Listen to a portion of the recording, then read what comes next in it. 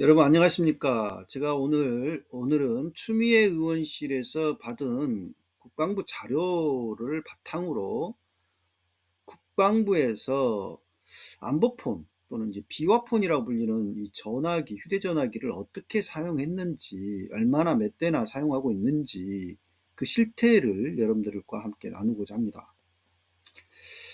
비화폰으로 보통 뉴스에서 보도가 되는 안보폰, 그러니까 국방부에서는 안보폰이라는 단어를 쓰더라고요. 이 안보폰이 군 작전에서는 상당히 중요하겠죠. 어느 조직보다 군 내부 같은 군대 같은 경우는 통신 보안이랄지 이런 것들을 강조하기 때문에 이런 그 전화기도 필요하겠다 이런 생각이 얼핏 들기도 합니다. 그래서 국방부는 도감청 및 통화 녹음을 방지하는 특수보안 휴대전화인 이 안보폰을 작년 11월 군의 그 효율적인 작전 수행과 보안 강화를 위해서 지급 대상을 대폭 확대했다라고 밝히고 있습니다. 또한 대테러 및 대간첩 작전 간 통신보안 강화를 위해서 방첩사 현장 요원들에게 또 많이 지급을 했다라고 하는데, 이런 사실은 이제 추미애 의원이 이제 국회 국방위원회 소속이거든요. 추미애 의원이 군 내부에서 이 비화폰, 안보폰을 몇 대나 지금 운용하고 있고, 그리고 작년 12월 기준으로 해서 그 얼마나 확대를 했는지 자료를 제출해 달라라고 요청을 했어요. 아마 뭔가 알고 자료 요청을 한 것 같아요. 그래서 국방부에서 추미애 의원실에다가 자료를 제출했고, 그 자료를 또 제가 그 추미애 의원실을 통해서 받았습니다. 그 내용을 요약하자면 이렇습니다. 국방부는 안보폰, 육군, 해군, 공군, 할급, 육해공군 다 해서 13,636대를 운영하고 있더라고요.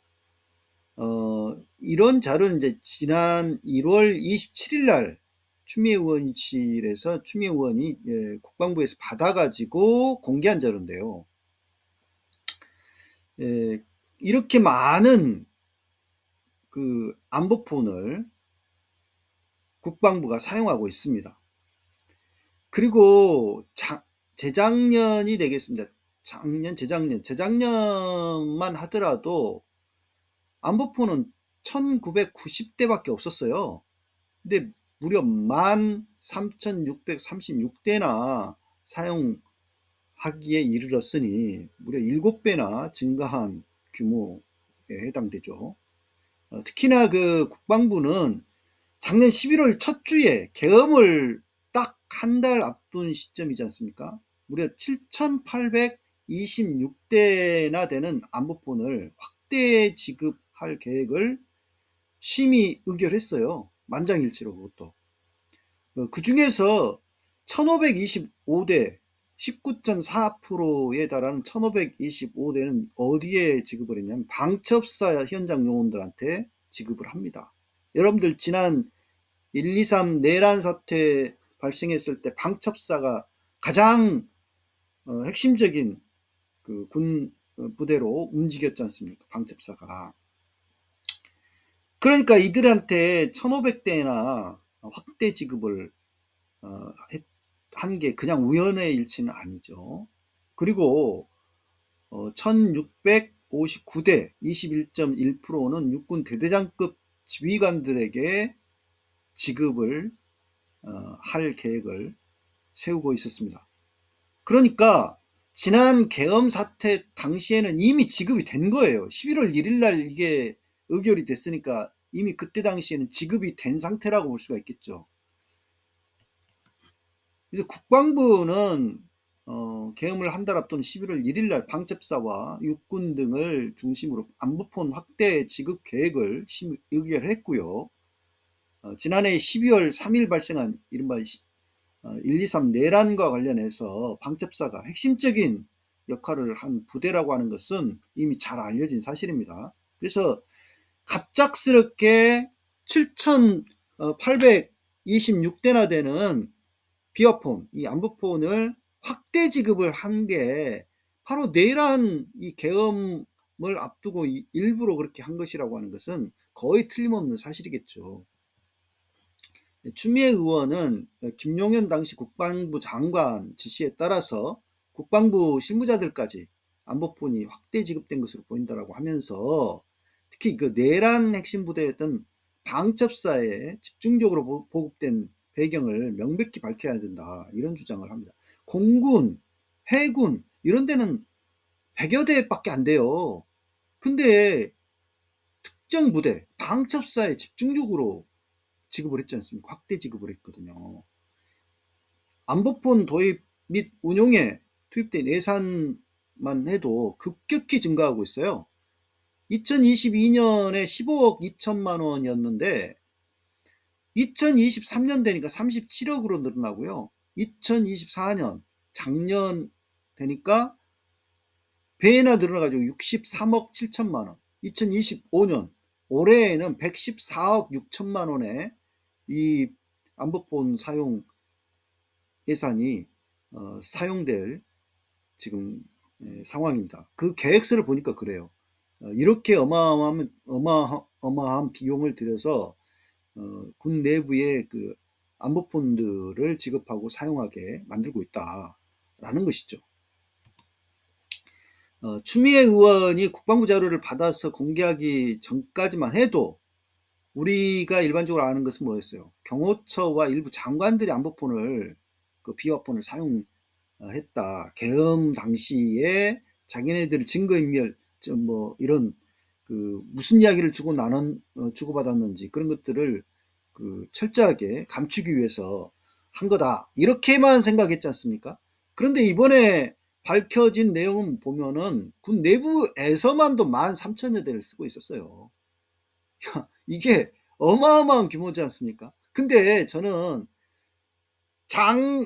장관들과 뭐 심지어 김건희도 비어폰을 썼다 그러잖아요. 장관들과 군 부대와 뭐 이런 쪽에서만 썼을까요? 아마 검찰도 썼을 겁니다. 그렇기 때문에 국가수사본부가 청구한 경호처 압수수색 영장을 철저하게 3번이나 거부하지 않았습니까? 그래서 이제 공수처가 이렇게 압수수색 영장을 3번이나, 정당한 압수수색 영장을 3번이나 거부한 지금 검찰총장에 대해서 수사에 들어간다는 거 아니겠습니까? 아마도 검찰도 그동안 분명히 검찰 수뇌부를 비롯해서 비화폰을 썼을 것 같아요. 이 비화폰 수사하다 보면 지네들 것까지 다 드러나니까 저렇게 철저하게 그 영장을 거부하고 말이죠, 하는 게 아닐까, 합리적 의심이 듭니다. 지금 그러니까 드러난 내란 잔당들의 그 지금 상황은 빙산의 일각이 지나지 않는다는 거죠. 굉장히 이 내란 세력이 뿌리가 깊다라는 것을 이 군 내부에서 사용한 안보폰이 만여 대나 이른다라고 하는 것을 보면 알 수가 있죠. 김종대 전 정의당 의원이 방송에 나와서 이야기하는 걸 보니까 이 나라는 겉으로 보이는 것과 달리 그야말로 이면에 또 다른 국가, 딥스테이트라고 하는 것이 존재한다라고 할 정도의 그런 지금 상황이다. 이 안보폰, 이 비화폰 사용을 보면은 그런 이야기를 하더라고요. 그래서 참 이전에는 딥스테이트 하면 그냥 음모론으로만 취급을 했는데 실제로 이런 안보폰이 이렇게 많이 사용되고 있었다는 사실을 자료로 확인을 하면서 참 저도 경악을 금치 못하겠다라는 생각을 했습니다. 아무튼 이런 실태를 우리 국민들이 명백하게 알아야 될 것 같고, 그래서 저 가려진 이면에 저 내란 잔당들을 철저하게 뿌리 뽑지 않으면 이 나라가 정상화되기 어렵겠다라는 생각을 해봅니다. 감사합니다.